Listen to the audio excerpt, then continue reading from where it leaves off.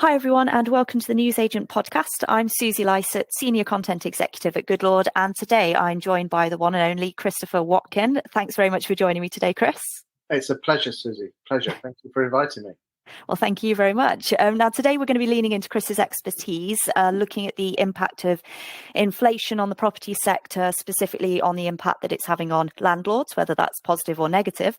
And then we'll be taking a look at how agents can obviously continue to work to attract those landlords. But first of all, Chris, I can't imagine there are many in the industry that don't know who you are. But if you could kick us off, perhaps just by telling us a little bit about yourself, a bit about your expertise and background, that'd be great.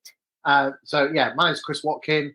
I help letting agents attract landlords to swap letting agents to their agency by using content and marketing techniques which make the agent look amazing and awesome and the most knowledgeable person in their town. A lot of people actually think my job is interviewing people on the sofa. That's just a hobby of mine. No, I think that that is where a lot of people will know you from, the interviews on the sofa. But I do appreciate fully that you have a lot of expertise in a lot of different areas. And as you say, content is king, and it is one of those areas where agents can differentiate themselves, I suppose. But we will look into that a little bit more later. I think, first of all, what we should probably do is look at setting the scene in terms of the current context in the property industry, the lettings industry.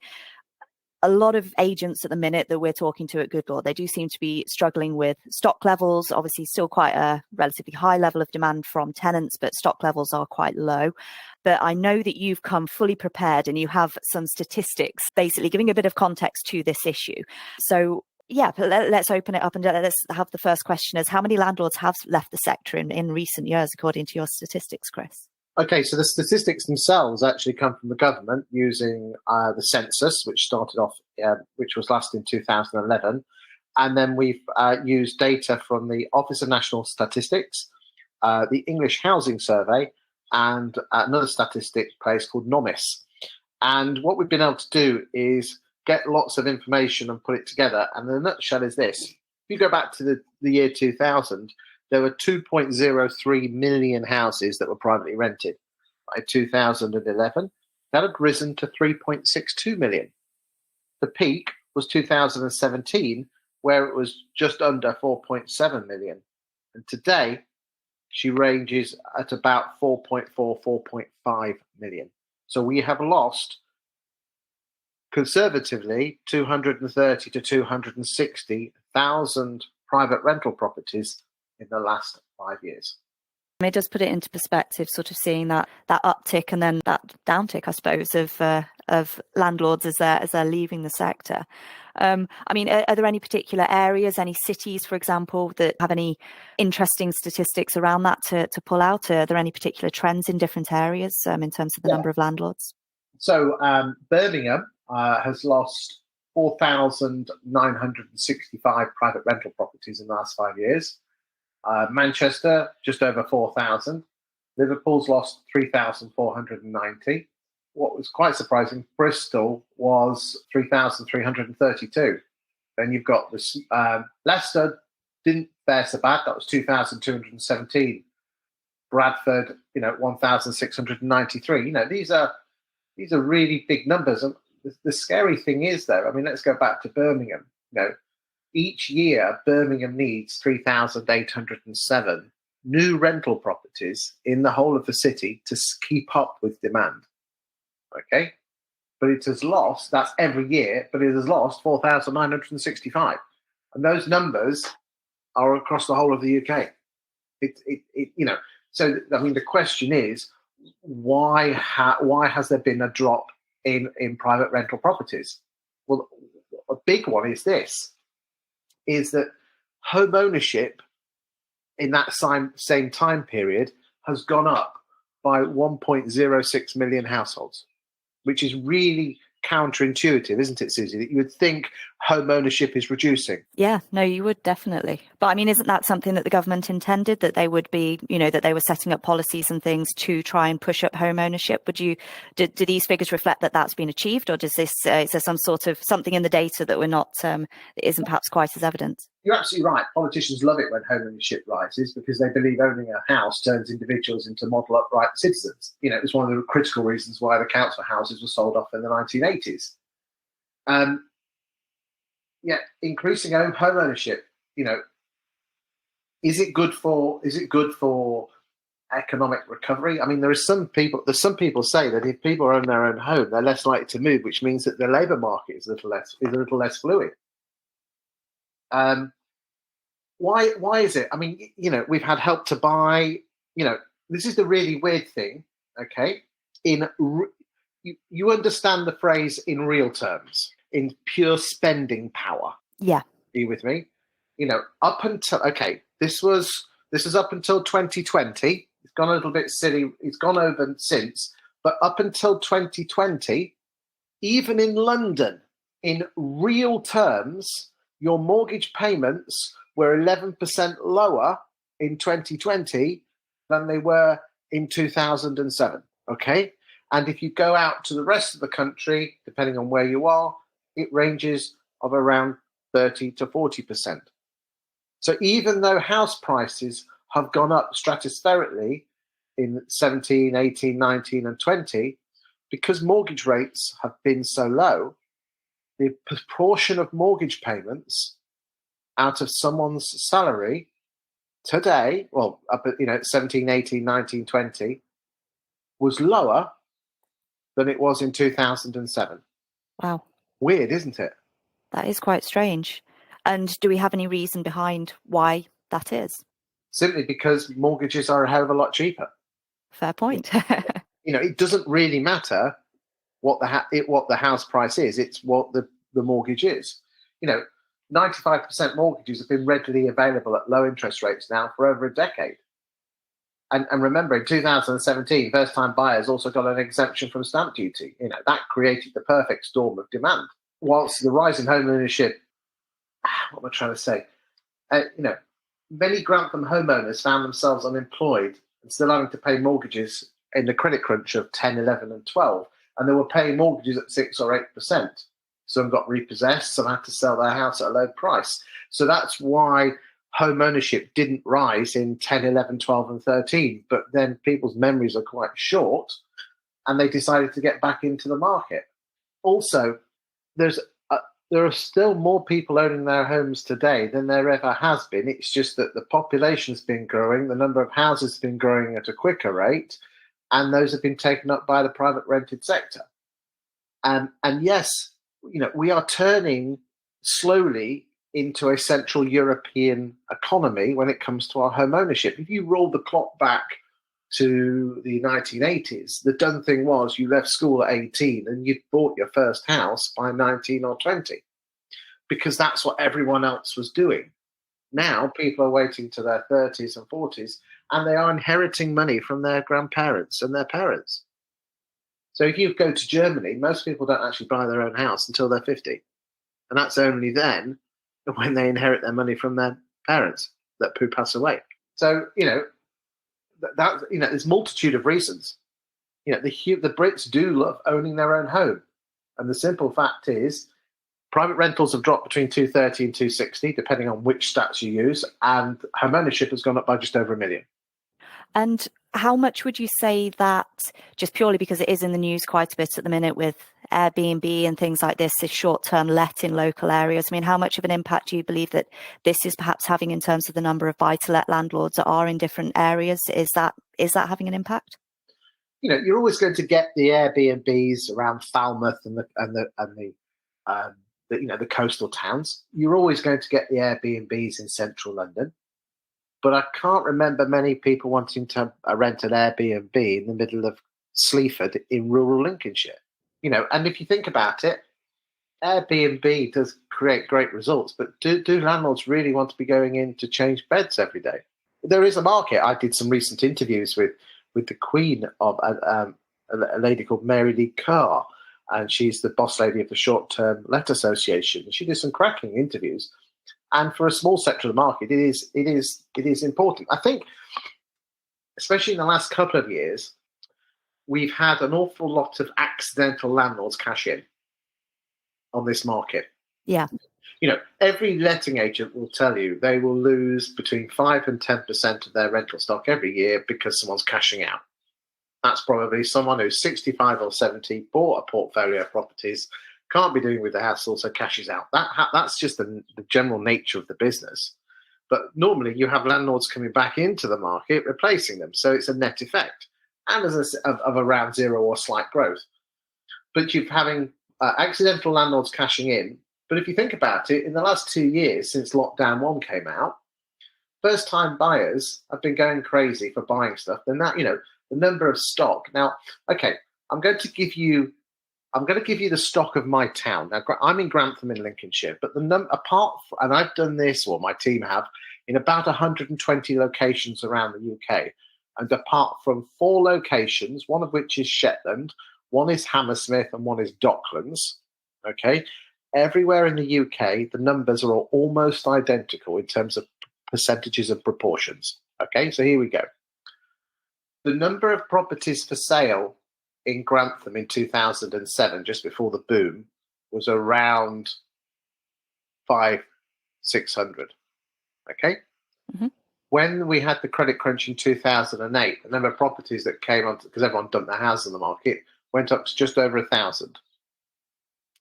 The average number in the last 15 years on the market has normally been around 380 to 390 properties for sale at any one time. And at the moment, for the last 3 years, the average has hovered between 135 and 155.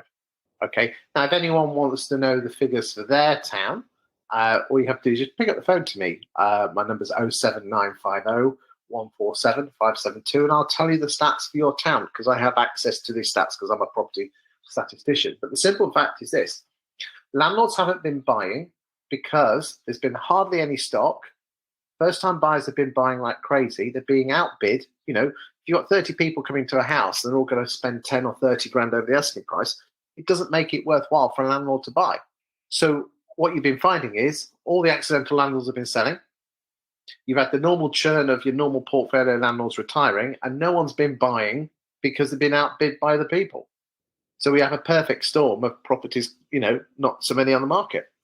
Scary. Yeah, no, it is quite scary, but it is funny because from what you're saying, obviously, if mortgage in real terms, if the mortgage payments, they are in real terms lower than they were previously, obviously rents are quite high at the minute. So in theory, it is quite a good time to be investing into the market and to be looking at it as an investment.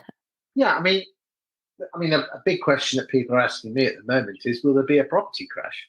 I mean, what's your thoughts? I mean, that was one of the lists of questions that I had to potentially ask you. So I think it seems to be similar circumstances to the last time, I suppose. So do things. I have to disagree with you. Please do. Okay, so one of the reasons that is a possible cause of a crash is the rise in interest rates. Higher mortgage rates. Higher interest rates means higher mortgage rates, which means people have to pay a lot more on their mortgage payments. Obvious, but important to say. But the important thing is this. What the newspapers fail to tell you is that 79% of British people with a mortgage have it on a fixed rate. If you go back to 2008, 2007, that figure was around 45%. And just under 19 out of 20, or 93.2% of all UK house purchases in 2021 fixed their mortgage. But this is another thing, is this. Last year, out of the 27% of houses, 27.8% of houses were with 100% cash. Nearly 1 in 3 houses is a cash purchase. And some people say, well, okay, then, well, if they're on a fixed rate now, when the fixed rate ends in 2 years and interest rates are at 2-3%, that's going to be the end of the world. But we had the mortgage market review in 2014, which stress test mortgages up to around 5 or 6% mortgage rates, because they stress tested it on mortgage rate of Bank of England going up to 3 or 4%.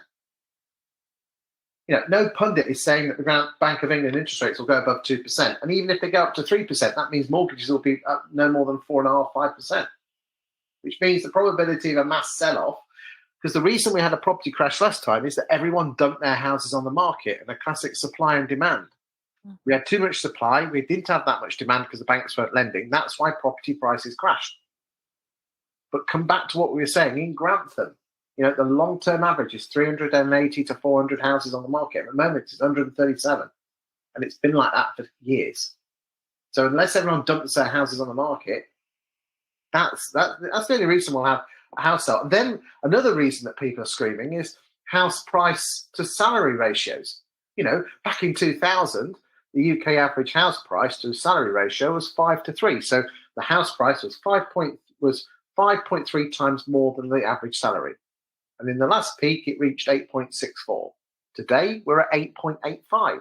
So some commentators are saying, whoa, we're going to get a price crash. But remember, the average 5-year fixed rate in 2007 was 6.19. And today it's 1.79.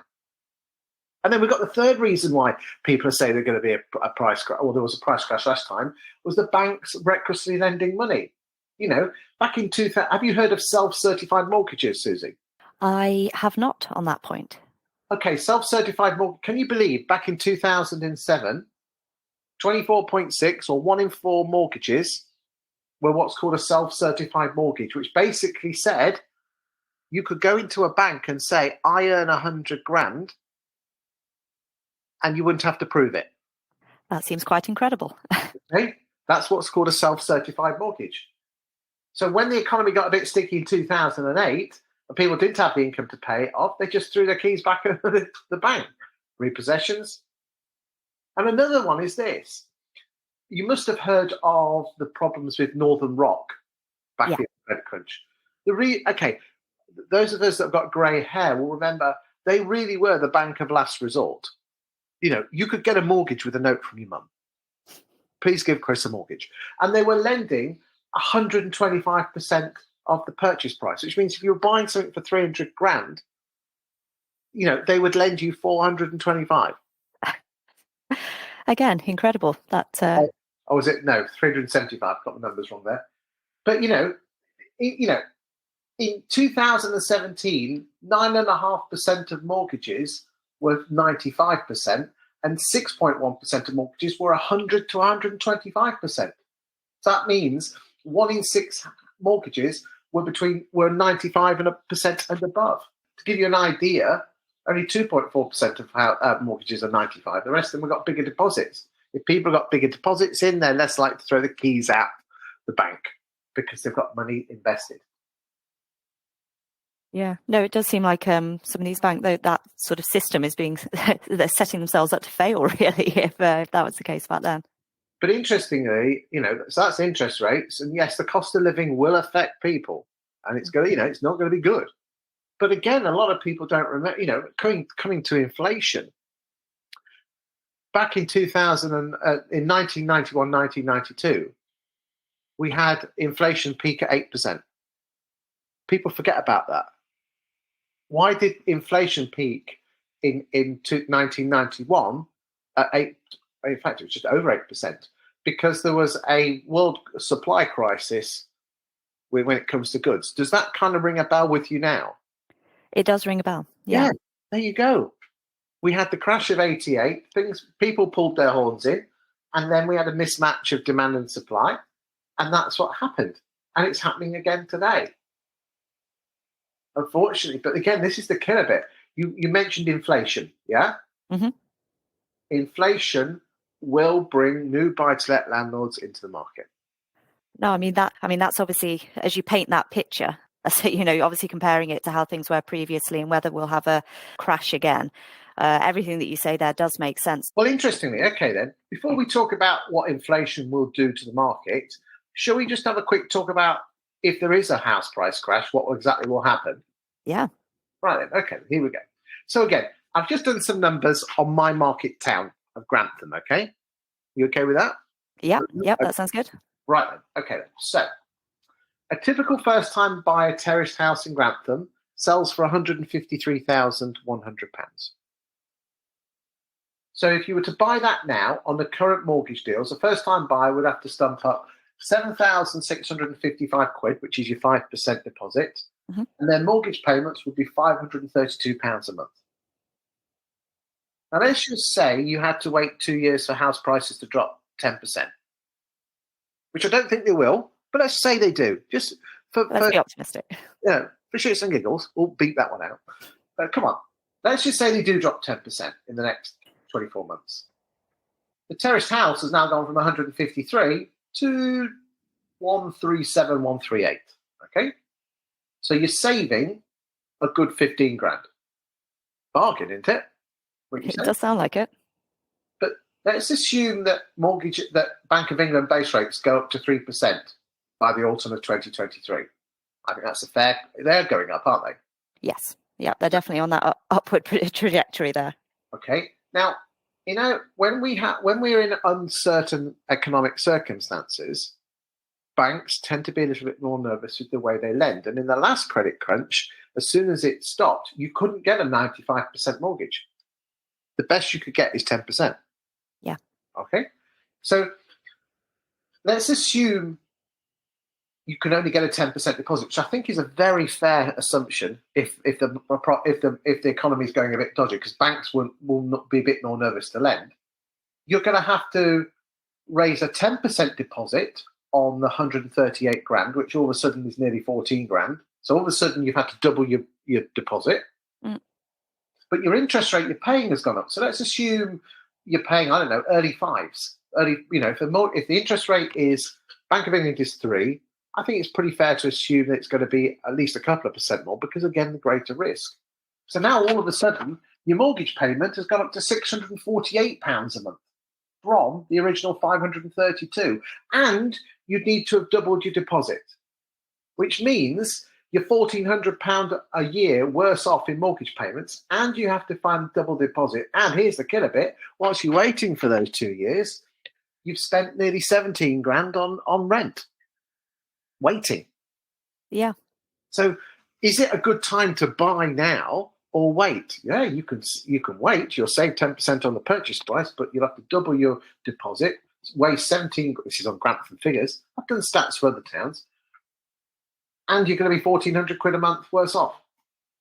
Should we talk about why inflation will bring landlords into the market? Very happy to do that. That's I think that's what all agents like to hear. Okay, so the demand from first-time buyers is going to be curtailed slightly. Why? Because mortgage rates are going to go up, but also a lot of bought recently. A lot of that demand has been satiated. Okay, but the first one is, in the medium term, property values tend to keep up with inflation. Mm-hmm. They don't beat it, but they tend to keep up with it, or they're very close. And the problem with inflation is that it makes the value of your pound in your bank account not worth as much. Yeah. There's something wonderful about a house. You can touch it, you can feel it. It's not a Bitcoin, it's not a stocks and shares, it's something you can touch and feel. Secondly, inflation benefits both landlords and existing homeowners because of the effect of inflation on your mortgage debt.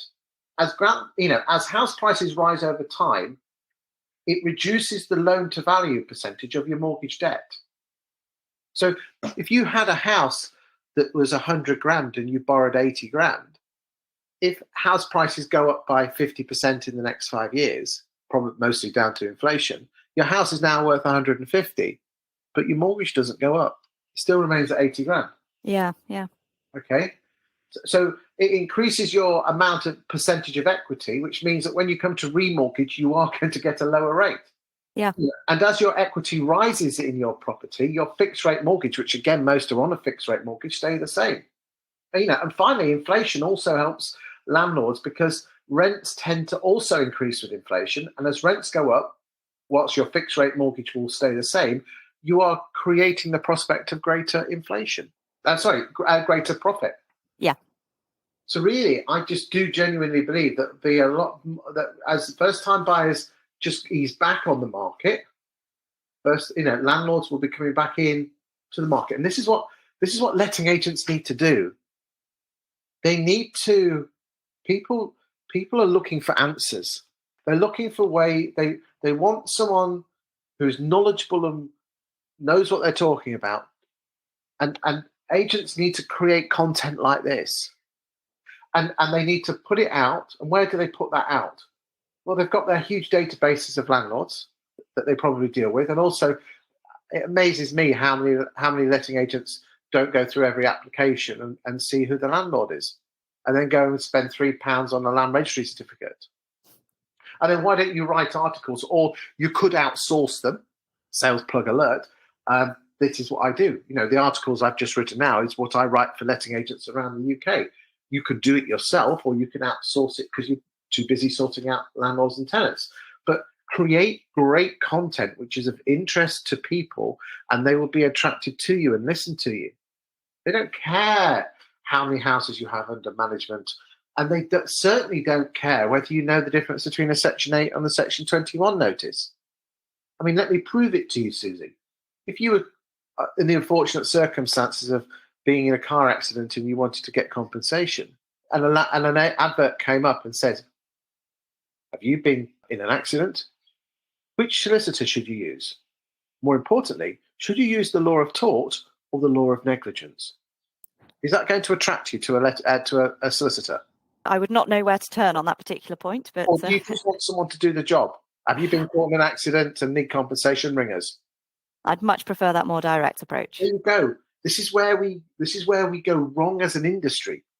You see, most letting agents are detail-orientated perfectionists, and you need those skills. You need those skills to do lettings. God forbid you wouldn't let an estate agency valuer anywhere near a lettings department. They'd ruin it in minutes. But that detail-orientated perfectionism, which you need, because if you don't do it, you go to prison, is the same thing that holds letting agents back with attracting landlords. If you want someone to be attracted to you, you don't need to prove how professional you are or your knowledge of law.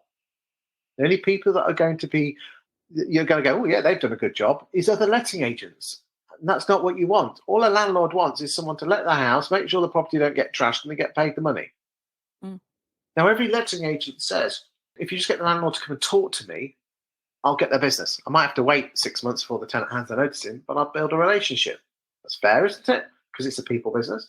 So but you talking about what you've let, or your market share, or what, or the difference between a Section 8 and a Section 21 notice, is dull as dishwater to your potential clients. That's not going to attract people to you. But talk about why they should be buying, and why if they don't buy, they'll miss out. Now, all of a sudden, that is so attractive to people. I mean, one of the other things I strongly recommend letting agents do to attract landlords is every single week going on to Rightmove, typing in your town and picking the best buy-to-let deal there is to buy. Now, most letting agents could do that with their eyes closed in nanoseconds. But this is the bit that screws most people's heads up. I want you to post that on your social media. But this is the bit, is the property needs to be on the market with a competitor. Whoa, Chris, I can't sell another agent's house. Well, why not? But I'm going to lose a fee. Well, how can you lose something you never had? But if you go out there with the act of saying, this is genuinely the best buy-to-let deal, it is on the market with my competitor, if you want to view it, go and view it through them. People are going to say, well, Chris, they'll go with that other agent. You never had it in the first place, so you can't lose anything. But if you constantly chuck out great buy-to-let deals that are on the market with other agents, landlords will follow you because you're talking about the stuff they're interested in. You're attracting them to you. And you also talk about the property market with the stuff that I've just been talking about during this podcast.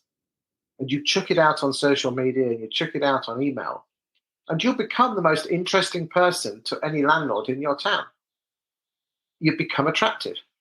And people are attracted to things that they're attracted to because they're interesting, it's educational and entertaining. You mentioned at the start of this interview, I do the sofa chats, yeah? Mm-hmm, yeah. Do you think I care about the topics that are on my sofa? I'd like to think that you find them interesting, but I suppose it should be more interesting to your audience than you. Exactly. Should I tell you what interests me? My wife, my dog. I like drinking craft beer. I collect antiques. I love drinking craft beer.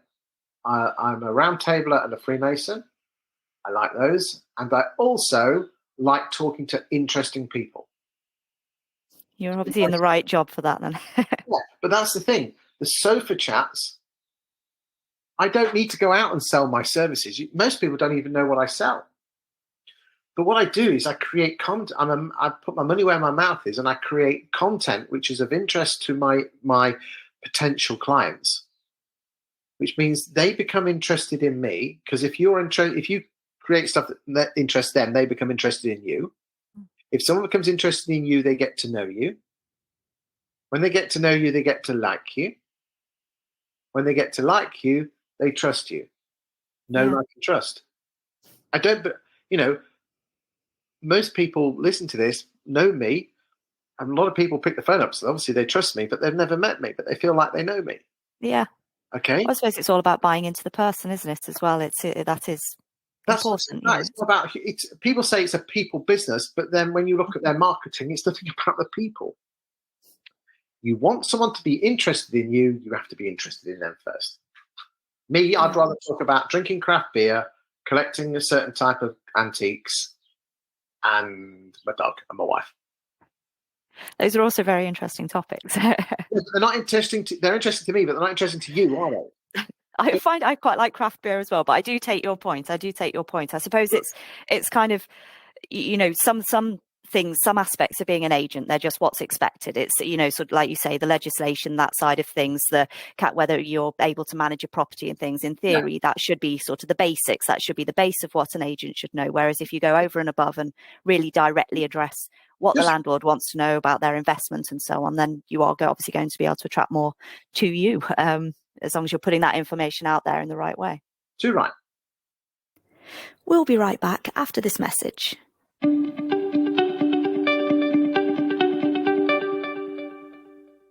Do you want to stop wasting time on admin and jumping between different platforms to get just one job done? Do you want to focus on your agency's business goals instead? From automated offer letters and e-signing to online referencing and even rent collection, Goodlord can help your agency get rid of the admin-heavy parts of your lettings job in one integrated platform, so you can refocus on your business and your customers. Head to goodlord.co today to learn more. Goodlord, it's just that good.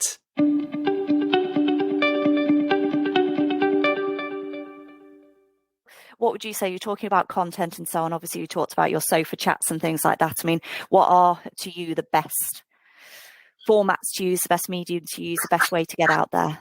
There's only 3 ways you can communicate with a human being unless you're married. Okay, there's a 4th. Okay, but let's do the normal ones. You can communicate in the written word. You can communicate with audio, which is what we're doing now, isn't it? Exactly. Yeah. Okay. Or the final way of communicating is visual, which is face-to-face or video or TV. Okay. The 4th one is ESP, because the wife always knows what I'm thinking before I even think it myself. But again, that's just, that's most relationships. But just the 3 main ways: written word, audio, visual. Okay. Now, I'm a big fan of video. Okay. There's people have issues about doing video, not looking stupid, derogatory comments, that sort of thing, which again, I won't go. I've done plenty of videos on that. I won't go down that rabbit hole because I could be down there for hours. But what is also interesting is that I strip my audio off my videos and put it onto a podcast, and my podcast gets 4 or 5 times more listens than my videos. No, that's interesting. I mean, obviously with Newsagent as well, that is something that we tend to do. We'll tend to record it as a video if we can, a podcast where we can, and then obviously you can then write a blog around it as well. So you can get quite a lot of information, quite a lot of content just from one media and repurposing it. I mean, there's an app called Anchor, as in thing that goes out of a ship that ties it to the floor, seabed, okay? And if you download that app, you could set up a podcast. So you go onto Anchor, it's totally free, and you say, what's your podcast called? So I'm in Grantham, so I could type in the word Grantham Property Market Podcast. Notice I use the word Grantham Property Market and not the name of my estate or letting agency. No one wants to listen to Chris Lettings Agency's podcast. They want to, so you put the title of the topic in the okay, and then you upload a picture, which most people have got Canva, so they could drop a photo of Grantham, put the word Grantham Property Podcast on the, upload that. You type in a couple of lines about, this is a podcast about the Grantham property market. Again, change the word Grantham to whatever your town is. Okay, you press a button, and within 2 minutes, that podcast will be on iTunes, Spotify, and other podcasts. How do you then record a podcast? There's this thing on iPhones and other ones called audio memos or something like that. And you put the phone on, press record, and talk. And at the end, you press stop. And then you go to the anchor bit and you say, upload that file. It uploads it. And hey, presto, there's a podcast. But what if you go, or, you mess your words up?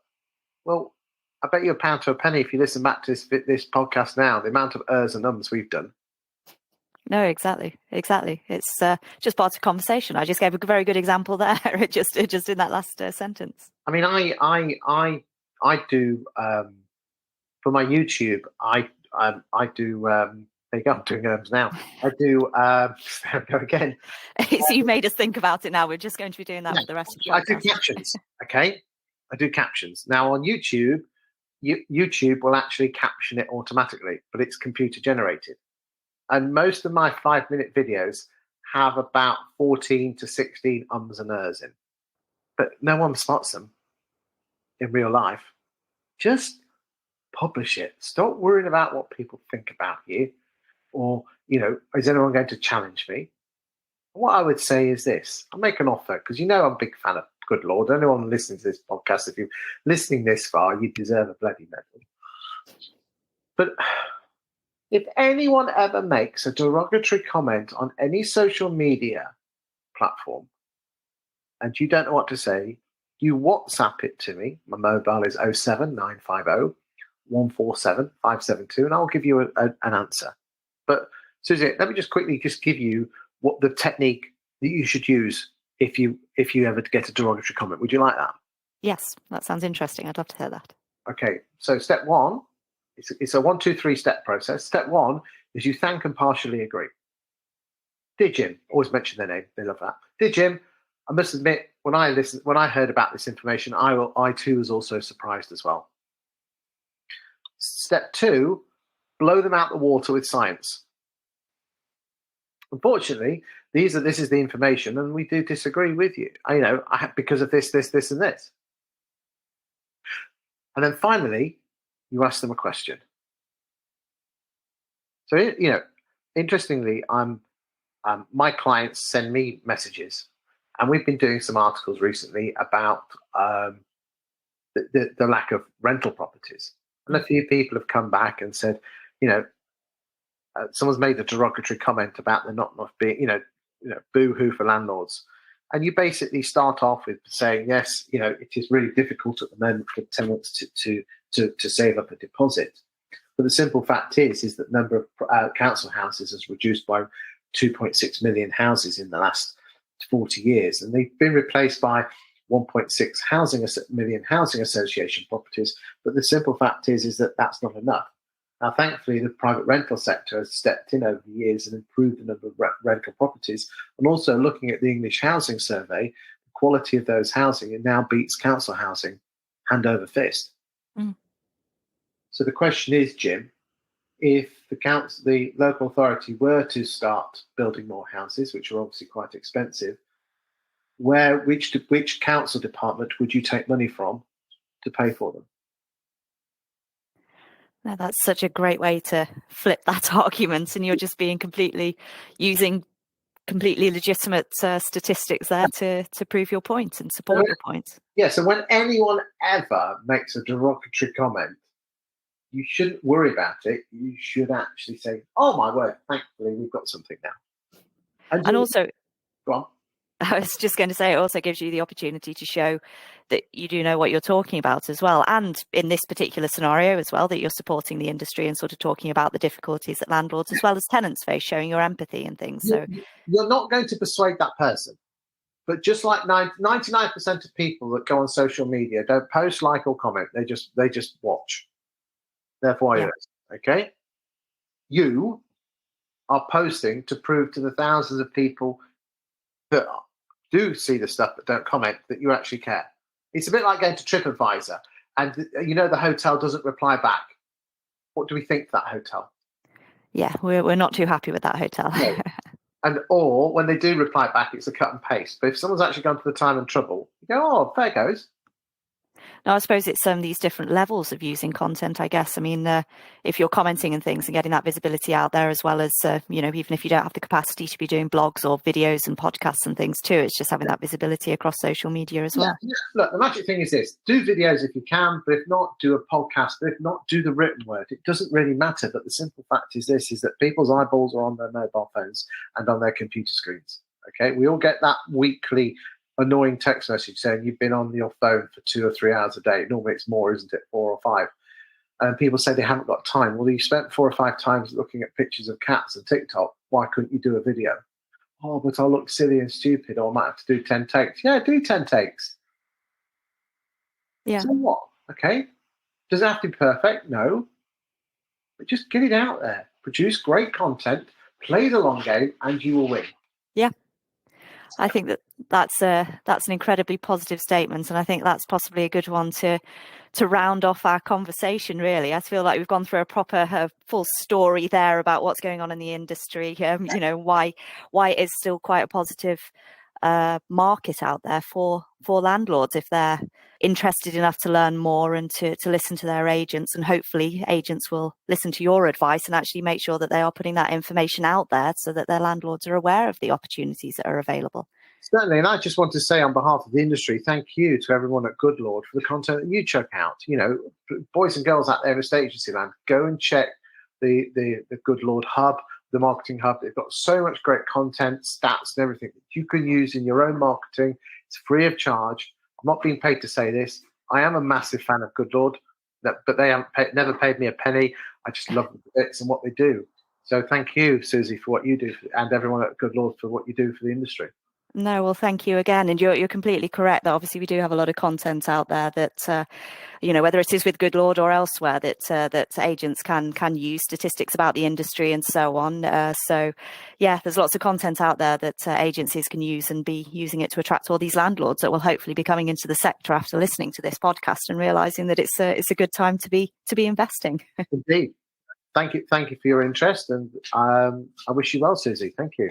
Thanks ever so much, Chris, and hopefully we'll get the chance to do another podcast again soon.